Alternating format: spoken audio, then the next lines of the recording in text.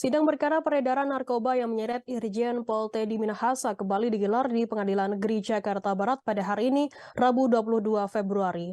Dalam persidangan hari ini, Jaksa Penuntut Umum menghadirkan mantan Kapolsek Kalibaru, Kompol Kasranto. Kasranto yang juga seorang terdakwa memberikan keterangan sebagai saksi mahkota atas terdakwa lainnya yakni terdakwa AKBP Dodi Prawiranegara dan Linda Pujiastuti. Informasi selengkapnya akan disampaikan oleh rekan jurnalis kami dari tribunnews.com. Ada Asri Fadila yang akan melaporkannya. Silakan rekan Asri. Baik, terima kasih banyak rekan Firda atas kesempatannya. Jadi Tribunnews hari ini persidangan atas terdakwa AKBP Dodi dan Linda Pujiastuti itu semestinya juga dihadiri oleh Irjen Pol Teddy Minahasa. Akan tetapi pada hari ini dia mangkir dari panggilan sebagai saksi mahkota tersebut.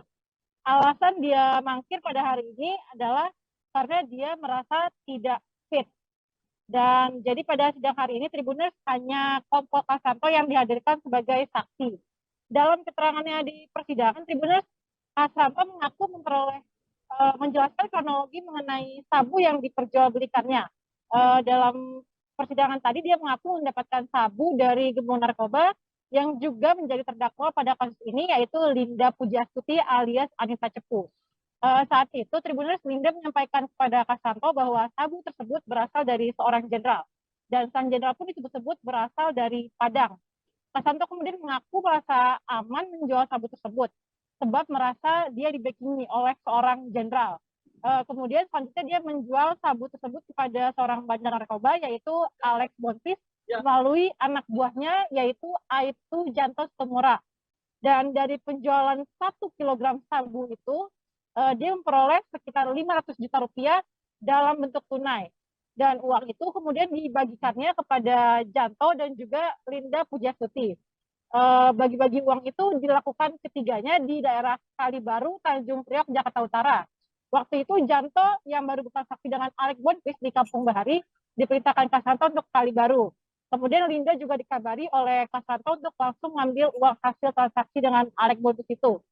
Lalu kepada Linda, Kasranto menyerahkan 400 juta rupiah karena itu merupakan harga kesepakatan di awal pertama kali Tribunnews.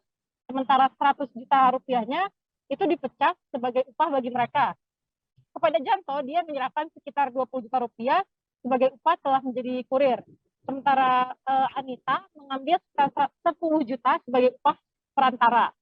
Kemudian sisanya, yaitu 70 juta rupiah, disebut Kasranto disimpan di kantornya.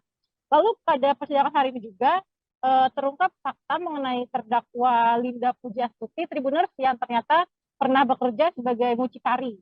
Pekerjaan Linda itu dibeberkan oleh Kasranto saat majelis hakim mendalami tentang kedekatan Kasranto dengan Linda. Terungkap pula bahwa Kasranto kerap memanggil Linda dengan sebutan Mami. Namun dalam sesi tanggapan, Linda membantah pekerjaan sebagai mucikari tersebut. Menurutnya dia justru membantu kepolisian dengan mengungkap penyelundupan dari luar negeri. Dan sebagai informasi Tribunnews, dalam perkara ini totalnya ada 7 terdakwa. Para terdakwa itu ada Irjen Pol Teddy Minahasa, AKBP Dodi, kemudian Kompol Kasranto, Aibtu Janto, kemudian ada Linda Pujiastuti, ada juga Syamsul Ma'arif, dan Muhammad Nasir alias Daeng.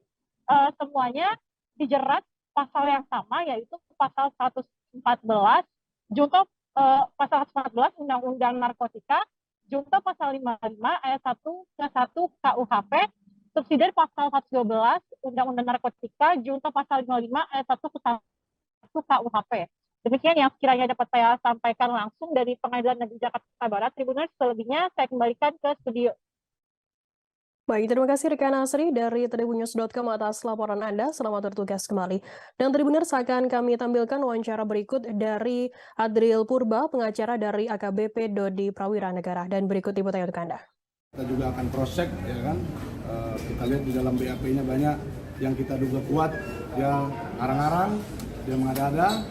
Juga kita akan pastikan bahwa apa maksud dan tujuan dia atas perintah menukar sabu dengan tawas, ya kan dia jelas memerintah Pak Dodi menukar sabu dengan tawas, dibilang itu berkelakar, itu bercanda, dan ada WA-nya dibilang mainkan ya mas, lepas bertahap ya mas, yang pasti aman ya Mas. Yang maksudnya yang aman itu apa? Lepas bertahap itu apa? Gitu. Jadi jangan mengada-ada gitu. Sudah jujur berjiwa kesatria seperti Pak Dodi, ya kan? Nah, itu ya. Jadi di sini juga kita dihadiri dan kita didukung penuh oleh istrinya Bapak AKBP Dodi, Ibu Ramas. Ada di mana?